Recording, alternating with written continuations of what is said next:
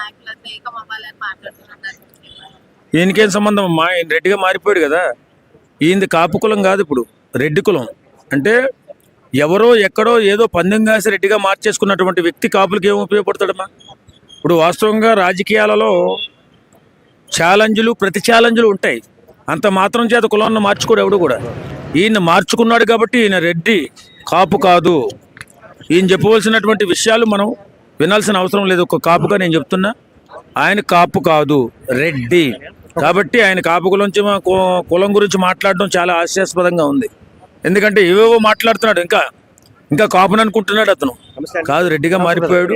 ఆ రెడ్లతోనే ఉండాలి, ఆ రెడ్డికే సపోర్ట్ చేస్తున్నాడు. కాబట్టి ఈవేళ కాపుల గురించి మాట్లాడి కాపు కులాన్ని అవమానపరిచినోడు ఎవడైనా ఉన్నాడంటే అది ముద్రగడ పద్మనాభ రెడ్డి. ఏం బానిసలు అనుకుంటున్నాడా? అంటే బానిసలు ఉన్నారా కాపులు? జరిగింది కాదు, రెడ్డిగా మారిపోయిన తర్వాత కాపుల గురించి మాట్లాడే హక్కు ఆయనకి ఎక్కడిది? తెల్లవారుజామున బానిసగా ఇప్పుడు ఒకప్పుడు ఆయన వెంట తిరిగారు, ఆయన అభిమానించారు, ప్రేమించారు. ఆయన రాజకీయాలలో పెద్ద పందెం కాసేది, పెద్ద పోతు మగోళ్ళగా కులాన్ని మార్చుకున్న వ్యక్తి వేళ కాపుల గురించి మాట్లాడడం అంటే కాపులు అంటే బానిసలు అనుకున్నారా చెప్పిన మాట్లాడడానికి? 3 ఓట్లు పడ్డాయి. కాబట్టి నేనేమంటానంటే అలాంటి వ్యక్తుల మాటలు నమ్మకూడదు. వేళ ఆయన పొద్దున్న లేచిన దగ్గర నుంచి పవన్ కళ్యాణ్ గారిని విమర్శిస్తూ ముందుకు వెళ్తూ ఉంటాడు.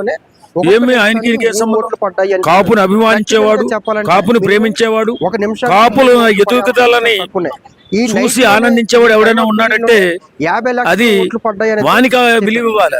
ఒక చిన్న పట్టుదల కోసం, చిన్న పంతం కోసం కాపు కులాన్ని అవమానించి రెడ్డిగా మారిపోయినటువంటి ఈ వ్యక్తిని గౌరవించవలసిన అవసరమే లేదు. అతను రెడ్డి, కాపుల గురించి మాట్లాడే హక్కు ఆయనకి లేదు. ఎన్నికల కమిషన్